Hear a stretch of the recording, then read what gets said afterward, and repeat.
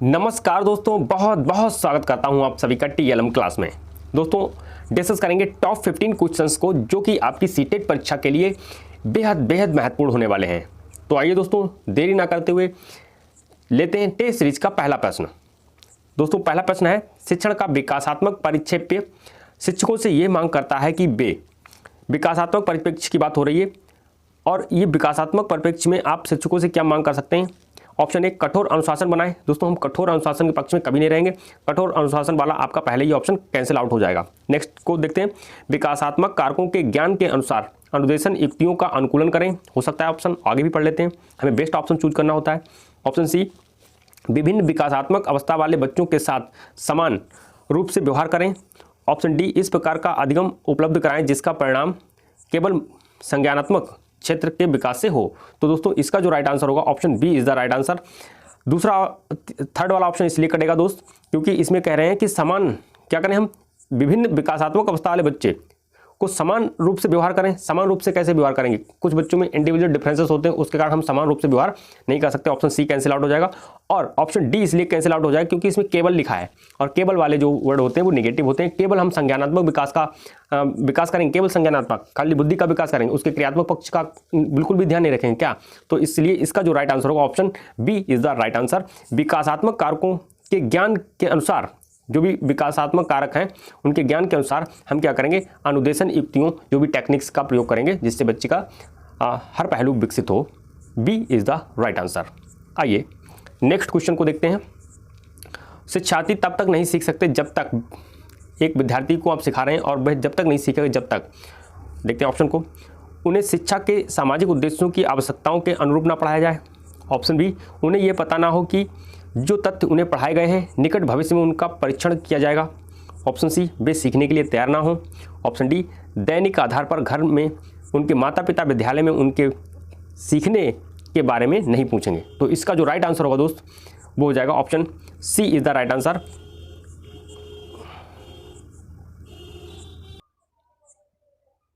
तो C is the right answer. दोस्तों ये जो सिद्धांत है सीखने का सिद्धांत, ये थॉर्नडाइक महोदय द्वारा दिया गया था। थॉर्नडाइक महोदय ने सीखने के 3 नियम बताए। एक दोस्तों इन्होंने दिया अभ्यास का नियम। अभ्यास के नियम में दोस्त क्या बताया इन्होंने, अभ्यास का नियम दिया, और अभ्यास के नियम में बताया इन्होंने थॉर्नडाइक महोदय ने, इन्होंने कहा बच्चा बार बार प्रैक्टिस करके, बार बार अभ्यास करके चीज़ों को सीख लेता है। दूसरा नियम दिया दोस्तों इन्होंने प्रभाव का नियम। प्रभाव के नियम में दोस्तों इन्होंने बताया है कि थॉर्नडाइक महोदय ने कि जिस चीज़ का प्रभाव बच्चे के ऊपर ज़्यादा पड़ता है तो उस चीज़ को जल्दी सीख जाता है। और तीसरा जो दोस्तों नियम दिया है इन्होंने, वह नियम दिया है तत्परता का नियम। तो तत्परता में इन्होंने बताया है कि बच्चा जब तक तत्पर नहीं है, बच्चा जब तक तैयार नहीं है सीखने के लिए, तब तक आप उसे सिखा नहीं सकते। तो इस वजह से दोस्तों इसका जो राइट आंसर होगा option C is the right answer. आइए नेक्स्ट क्वेश्चन को देखते हैं। सामाजिक अधिगम का सिद्धांत निम्नलिखित में से किस घटक पर बल देता है। आइए दोस्तों, बहुत अच्छा क्वेश्चन है। सामाजिक अधिगम का सिद्धांत जो दिया है ये दिया है अल्बर्ट बंडूरा ने। किसने दोस्तों, एल्बर्ट बंडूरा महोदय ने सामाजिक अधिगम का सिद्धांत दिया है, और इसमें इन्होंने बताया है कि एक बालक जैसे माहौल में रहेगा, एक बालक जैसे माहौल में रहेगा उस माहौल का, उस वातावरण का बच्चे के ऊपर प्रभाव पड़ता है। तो आइए देखते हैं दोस्तों। ऑप्शन ए प्राकृतिक, ऑप्शन बी पोषण, ऑप्शन सी अनुकूलन, और ऑप्शन डी पाठ संशोधन। तो दोस्तों इन्होंने जो दो बल दिया है, जिस घटक पर बल दिया है वह है दोस्तों पोषण। इन्होंने दोस्तों इस थोड़ा सा क्वेश्चन को घुमा कर दिया है। एक्चुअली पोषण को बोला जाता है वातावरण, पोषण को दोस्तों क्या बोला जाता है, वातावरण, जबकि प्रकृति को बोला जाता है वंशानुक्रम। प्रकृति को हम वंशानुक्रम कह सकते हैं दोस्तों। तो दोस्तों आपको ये भी याद रखना है, प्रकृति को वंशानुक्रम कहते हैं और पोषण को कहते हैं वातावरण। तो जैसा कि अभी हमने बताया कि बच्चे के ऊपर वातावरण का प्रभाव पड़ता है, सामाजिक अधिगम में बताया गया कि बच्चे के ऊपर क्या है, वातावरण का प्रभाव पड़ता है। जैसे ही वातावरण, जैसे ही माहौल में बच्चा रहता है उसका विकास भी वैसा ही होता है। इस हिसाब से आपका B option is the right answer. आइए नेक्स्ट क्वेश्चन को देखते हैं। मनोसामाजिक सिद्धांत निम्नलिखित में से किस पर बल देता है। तो मनोसामाजिक सिद्धांत की अगर बात करें तो दोस्तों ये जो दिया है एरिक्सन महोदय ने, तो मनोसामाजिक सिद्धांत को दोस्तों एरिक्सन महोदय ने दिया है, और इन्होंने इसमें 8 अवस्थाएं बताई। कितनी दोस्तों, इन्होंने एरिक्सन महोदय ने जो मनोसामाजिक विकास सिद्धांत दिया इसमें इन्होंने 8 अवस्थाएं बताई। उन अवस्थाओं में से एक अवस्था इसमें है, आपको बताना है किस पर बल दिया है।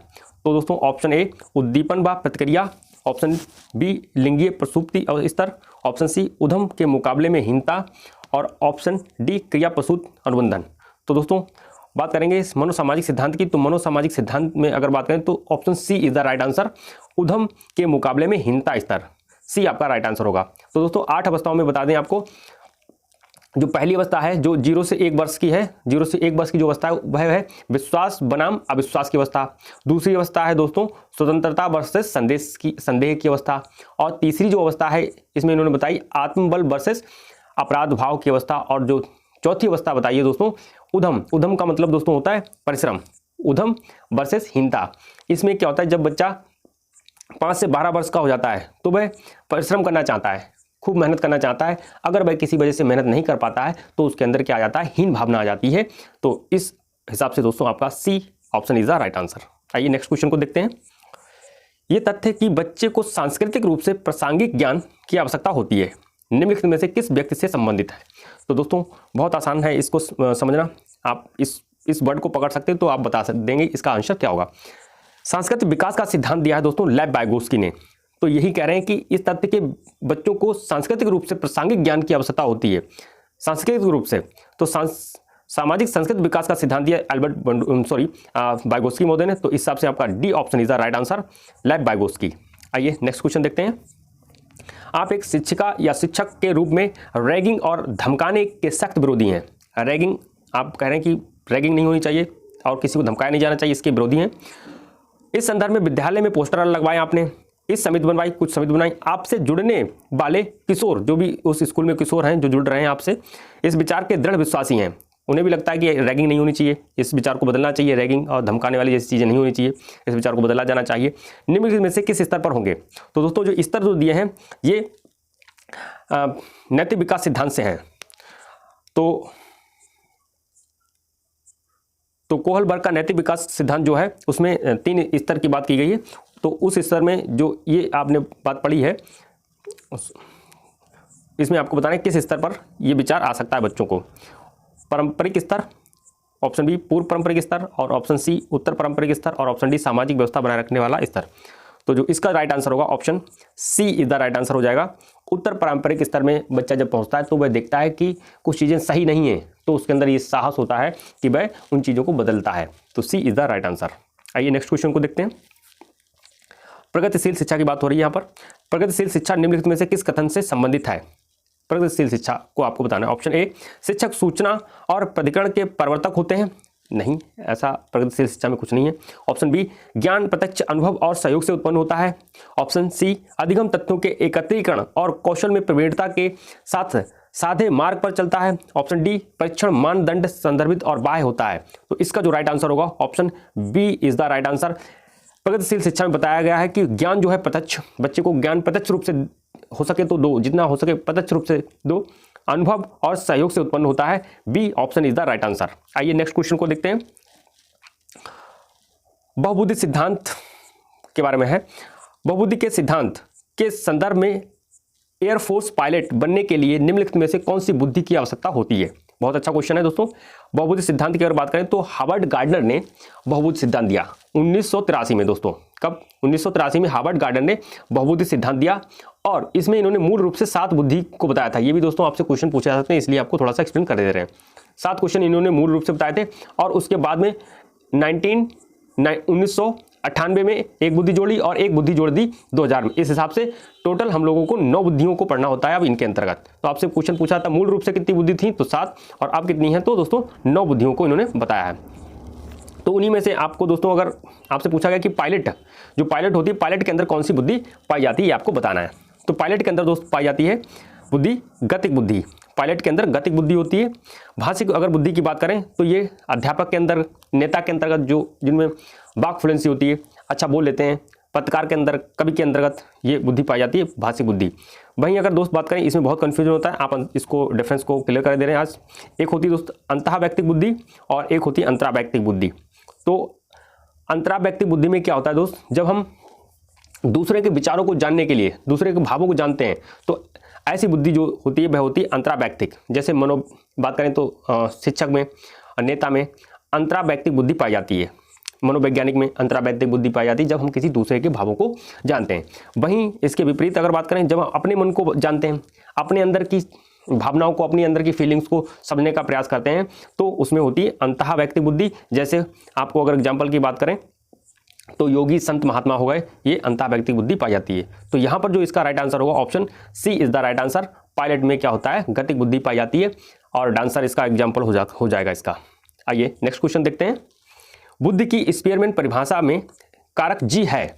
स्पीयरमैन ने द्विकारक सिद्धांत दिया, तो दोस्तों द्विकारक सिद्धांत में इन्होंने एक जी फैक्टर बताया और एक एस फैक्टर बताया। तो जी फैक्टर जो होता है दोस्तों वह जनरल फैक्टर होता है, यानी सामान्य फैक्टर। तो C is the right answer. वहीं यस की अगर बात करें तो ये स्पेसिफिक होता जाता है, विशिष्ट कारक होता है।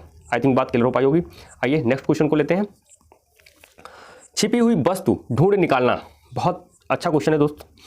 छिपी हुई वस्तु को ढूंढ निकालना इस बात का संकेत है कि शिशु निम्नलिखित संज्ञानात्मक कार्य में दक्षता प्राप्त करने में लगा है। तो ये जीन पियाजे से संबंधित क्वेश्चन है दोस्त।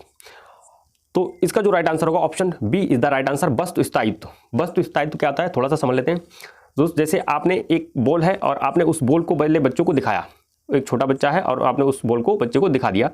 अब थोड़ी देर बाद आपने बॉल को क्या कर लिया, हटा दिया। अब आपने बॉल को हटा दिया, अब आपने बॉल को छुपा के रख दिया कहीं पर। अब इस बात का बच्चे को एहसास था कि यहाँ पर बॉल थी, अब नहीं है लेकिन पहले बॉल थी। तो ये जो आभास है यही क्या कहलाता है दोस्त, वस्तु स्थायित्व का गुण कहलाता है। और ये 8 माह की अवस्था में प्रतीत होने लगता है। ये भी आपसे क्वेश्चन पूछा गया है, 8 माह की अवस्था में ये गुण बच्चे के अंदर आ जाता है। आइए नेक्स्ट क्वेश्चन को देखते हैं। निम्नलिखित में से कौन सा समाज में लैंगिक समानता का मानदंड हो सकता है। लैंगिक समानता का मानदंड, कि किसमें लैंगिक समानता झलक रही है, ऐसा ऑप्शन आपको देखना है। तो इसका जो राइट आंसर होगा option D is the right answer. क्या छात्राओं को विद्यालय से बाहर आयोजित प्रतियोगिता में भाग लेने की अनुमति दी जाती है। अधिकांश स्कूल में छात्राओं की बात कर रहे हैं, छात्राओं को बाहर स्कूल में जाने की स्कूल से बाहर जाने की अनुमति, प्रतियोगिताओं में भाग लेने की अनुमति नहीं होती। अगर ऐसा होता है जहां पर छात्राओं को बाहर जाने और वहां पर प्रतियोगिता में भाग लेने की अनुमति है, तो ये क्या दिखाएगा, लैंगिक समानता को दिखाएगा। D option is the right answer. आइए नेक्स्ट क्वेश्चन को देख लेते हैं। वैयक्तिक अंतरों का ज्ञान शिक्षकों की मदद किसमें करता है। वैयक्तिक अंतर का मतलब दोस्तों होगा इंडिविजुअल डिफरेंसेस।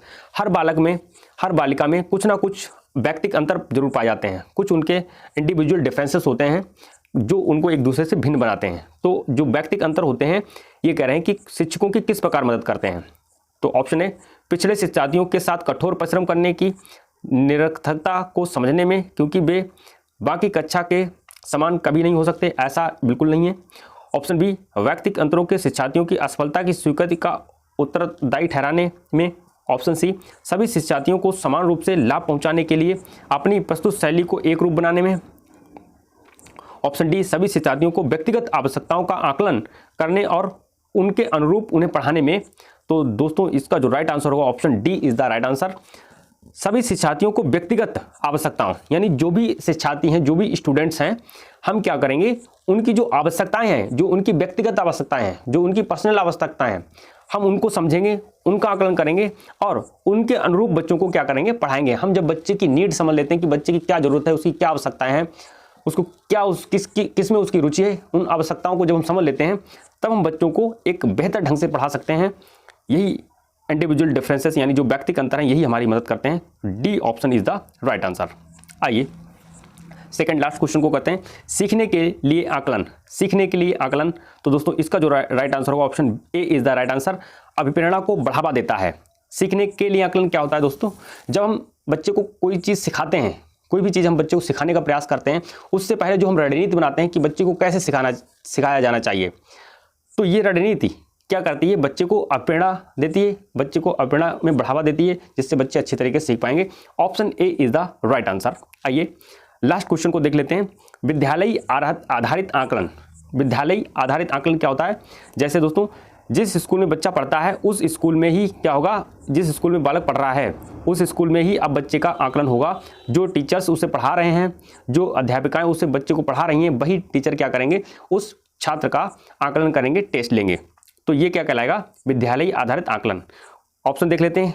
ऑप्शन ए परिणामों की अपेक्षा परीक्षा तकनीक पर केंद्रित है। ऑप्शन बी क्या आकलित किया जाएगा, इस पर शिक्षार्थियों को कम नियंत्रण प्रदान करता है। और ऑप्शन सी रचनात्मक प्रतिपुष्टि उपलब्ध कराते हुए सीखने में संवर्धन करता है, तो इसका जो राइट आंसर हो जाएगा दोस्तों option C is the right answer. रचनात्मक प्रतिपुष्टि उपलब्ध कराते हुए सीखने में संवर्धन करता है। संवर्धन का मतलब होता है बढ़ाता है, सीखने को बढ़ाता है, लर्निंग को बढ़ाता है। C option is the right answer. I think दोस्त बात क्लियर हो पाई होगी। आशा करते हैं आपको वीडियो अच्छी लगी होगी। अगर अच्छी लगी हो तो जरूर दोस्तों आप सब्सक्राइब और लाइक जरूर करिएगा। Thank you.